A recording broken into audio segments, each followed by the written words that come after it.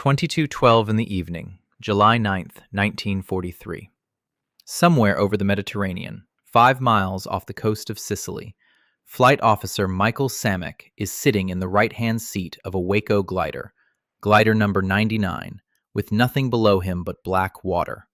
His tug, a C-47 of the American 51st Troop Carrier Wing, has just ordered him to release.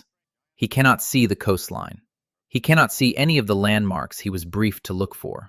He releases anyway, because he has been told that if he does not, the tug will cut him loose itself, and the recoil of the snapping rope could tear his glider apart in midair. All 4 gliders in his element release at the same moment. All 4 come down in the sea, by some accounts 4 or 5 miles from shore. Within days, a story had already formed about nights like this one.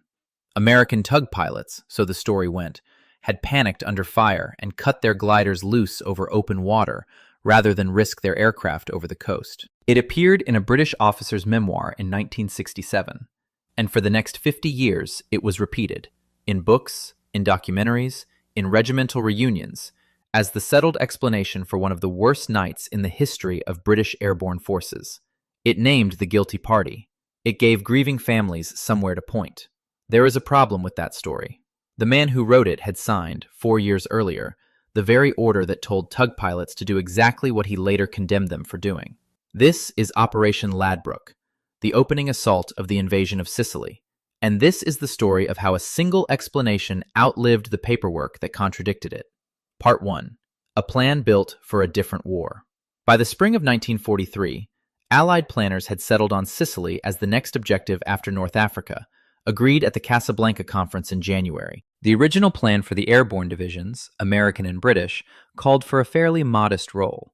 Paratroopers dropped just behind the invasion beaches to soften the Italian coastal defenses before the seaborne troops arrived. It was Bernard Montgomery, commander of the British 8th Army, who tore that plan up. In early May, with barely 2 months to go, he insisted that both Allied armies land side by side on the southeast corner of the island, rather than at opposite ends, and that the British 1st Airborne Division be given a new, much harder job: seize the port of Syracuse outright, along with the Ponte Grande bridge that guarded the road into it. Major General George Hopkinson's 1st Airborne Division now had 3 brigade-sized operations to mount on 3 consecutive nights. The first, codenamed Ladbroke after its target, fell to Brigadier Philip Hicks's 1st Air Landing Brigade. And because Montgomery wanted maximum firepower delivered directly onto the objective, rather than scattered paratroopers who would have to fight their way there, Ladbroke would go in almost entirely by glider. Nearly 150 of them. At night. The first mass glider assault, by day or night, that any Allied force had ever attempted. This decision arrived so late that nearly everything downstream of it had to be improvised. The gliders themselves, 136 American Waco C G4As, and 8 British airspeed Horses, were still sitting in packing crates near the North African docks in April. The 2 troop carrier wings in theater had been paired with their divisions the wrong way round for this new mission. The 51st Wing, assigned to fly the British glider operation, had almost no glider experience at all, while the more experienced 52nd Wing was tied up training for the American paratroop drop on the other side of the island. Nobody had time to swap them. The British went to war with the least experienced tug crews available. Part 2.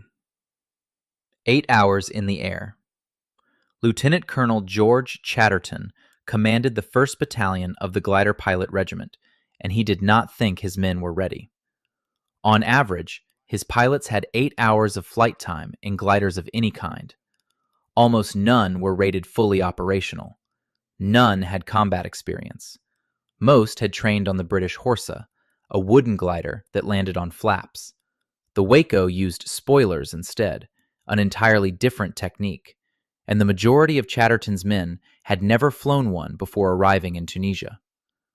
By the time training had to stop for final rehearsals, the average glider pilot had logged 4.5 hours in a Waco, of which 1 hour and 12 minutes was at night.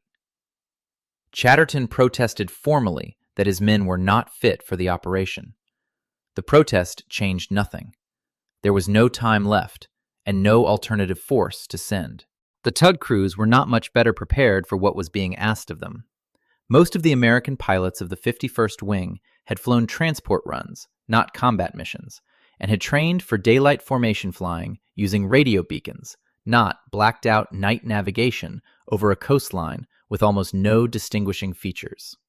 Many crews had no navigator at all, which meant an entire four-plane element depended on one man getting it right in the lead aircraft. If he did not, 3 more crews, and the gliders behind them, went wherever he went.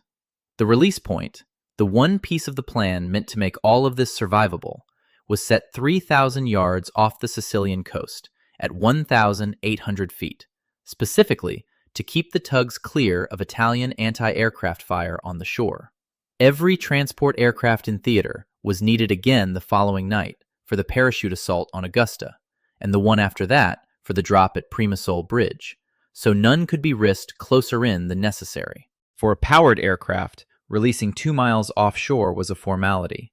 For an unpowered glider carrying up to 15 men, in a headwind, in the dark, it left almost no margin for a navigational error of any kind. Part 3. The night of July 9th. At 1800 on July 9th, 2,075 men of the 1st Air Landing Brigade climbed aboard their gliders in Tunisia, along with 7 jeeps, 6 anti-tank guns, and 10 mortars. The route ran east past Malta, whose searchlights were meant to give the formations a final fix before the turn north to Sicily. The wind on the night was blowing hard, close to a gale by some accounts, and several tugs missed Malta's light entirely. The quarter moon that planners had settled on as a compromise between airborne and naval requirements kept vanishing behind drifting cloud.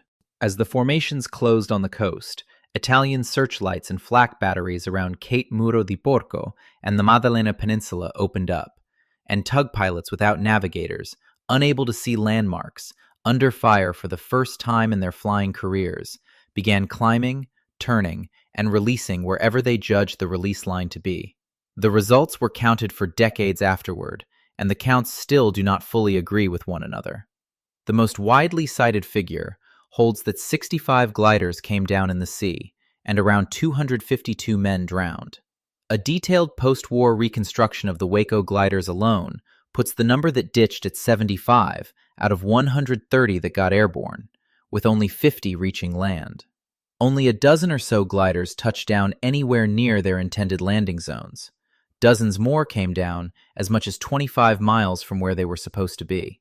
Whichever figure is closest to the truth, the shape of the disaster is not in dispute. This was the worst single night the British airborne forces suffered in the entire war. Only one glider, a Horsa carrying a platoon of the 2nd Battalion, South Staffordshire Regiment under Lieutenant Withers, came down close enough to the Ponte Grande Bridge to matter immediately. Withers split his men in 2, sent half swimming across the river, and took the bridge from both banks at once before the Italian garrison could destroy it. Through the night, survivors from gliders scattered miles away began finding their way to the same objective on foot. By 6:30 on the morning of July 10th, reinforcements had brought the number holding the bridge to 87 men. They held it against Italian counterattacks for most of the day, removing the demolition charges the defenders had already fitted to the structure. By 15:30, with ammunition exhausted and only 15 unwounded men left standing, they surrendered. 45 minutes later, the leading battalion of the British 5th Division reached the bridge and took it intact, because the charges meant to destroy it were no longer there to detonate. Part 4. The verdict that formed afterward. Squadron leader Lawrence Wright had been operations officer of 38 Wing, the RAF formation that towed a portion of the gliders using Albemarle bombers. In 1967, he published a memoir of his service, The Wooden Sword, and in it he offered an explanation for the sea losses that would be repeated for the rest of the century. At least 10 tug pilots, he wrote, had released their ropes themselves, and only one of those 10 gliders reached land. In 38 Wing, he added, there was an unwritten law that a tug never released from its own end except in dire emergency, and that law, he said, had been observed that night. Without naming a nationality outright, the implication was unmistakable to anyone who read it. British tug crews held the line. American ones broke it, and American cowardice under fire had sent gliders and their passengers into the sea. It is an emotionally satisfying explanation. It gave a named villain to a disaster that had, until then, only produced grief and confusion. It also does not survive contact with the paperwork. Part 5. What the paperwork actually says. Start with the orders. The written instruction issued to 296 Squadron of 38 Wing, Wright's own formation, on July 8th, the day before the operation, stated plainly, if the glider pilot has not released by the end of the release run, the tug pilot will release the cable. The equivalent American field order, issued the day before that, said nothing of the kind, which strongly suggests the requirement for tugs to force a release originated somewhere above both wings, and was written into the British order specifically. The officer who signed that instruction for 296 Squadron was Lawrence Wright. Then look at what his own squadron admitted, in writing, days after the operation. The post-operation report filed by 296 Squadron records, without any apparent sense that it contradicted anything, that gliders were released mostly on the first run, some on the second or third, on the order of the tug by intercom or signal light, or were jettisoned by the tug pilot. British crews, releasing gliders unilaterally, recorded in their own squadron's paperwork. The unwritten law Wright described either did not exist in the form he claimed, or was broken by his own men as readily as anyone else's. Then look at the scale of the accusation against the count of what actually happened. Cross-referencing tug and glider debriefs held at the National Archives, along with the 60th and 62nd Troop Carrier Group's own summary reports of July 17th, at least 22 gliders can be identified as having been forcibly released by their tugs, 15 from one American group, 7 from the other. Of those 22, 8 still reached land, 14 went into the sea. 14 gliders out of a Waco force in which 75 came down in the water. Being cut loose by the tug was a real event on the night. It was not close to being the main one, and the American tug pilots themselves recorded what they had done without any apparent instinct to hide it. The debrief for the tug that towed Glider 5 states simply that the pilot notified his glider to cut loose twice, then released it himself at the last possible point. Another record. Pulled up, saw they were too far out, climbed to 2,000 feet, released on the turn. Another. The glider would not release, so he cut it loose. These are not the words of men trying to bury what they had done.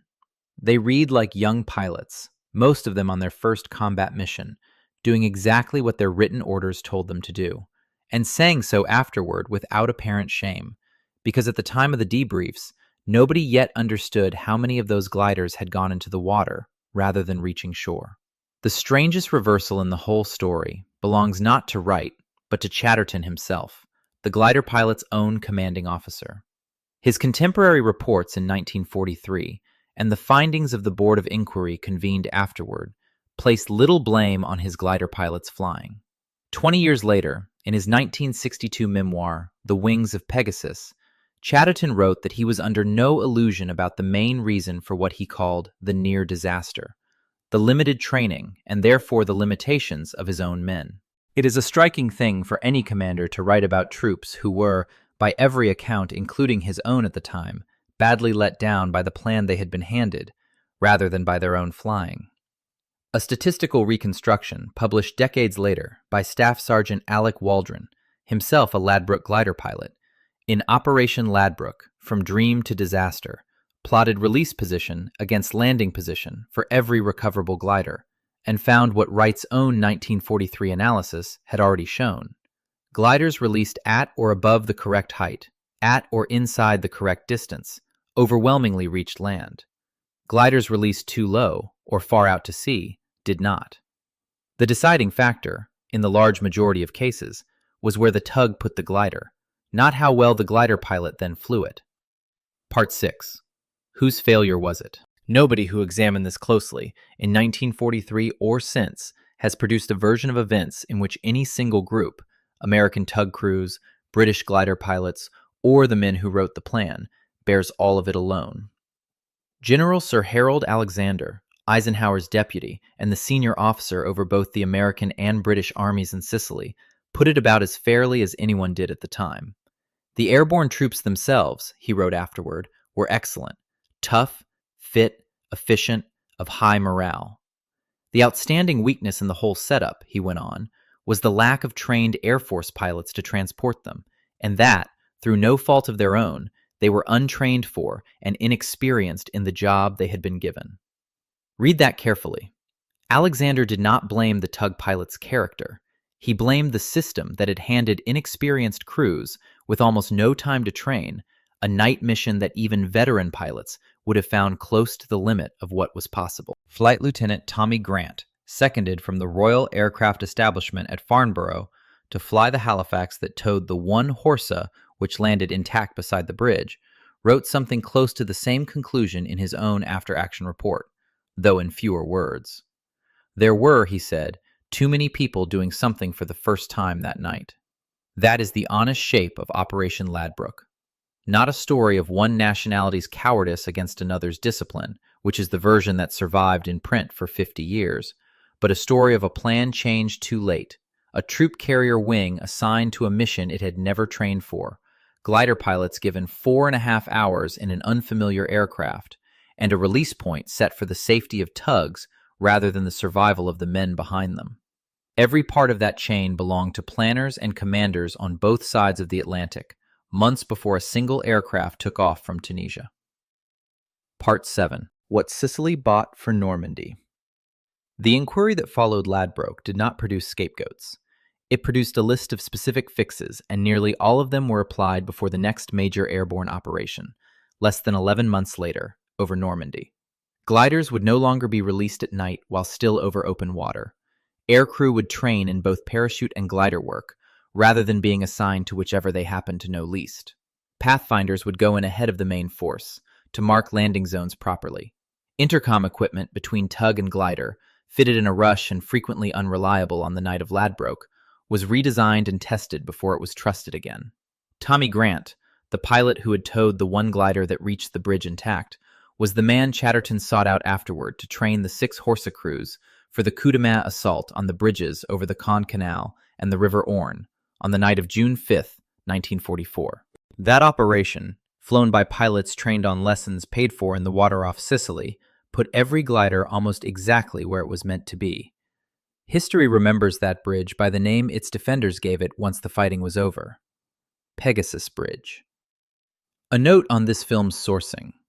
The overall casualty and glider figures for Ladbroke vary between the sources used here, sometimes by a significant margin, and that variance is disclosed rather than resolved by picking the tidier number.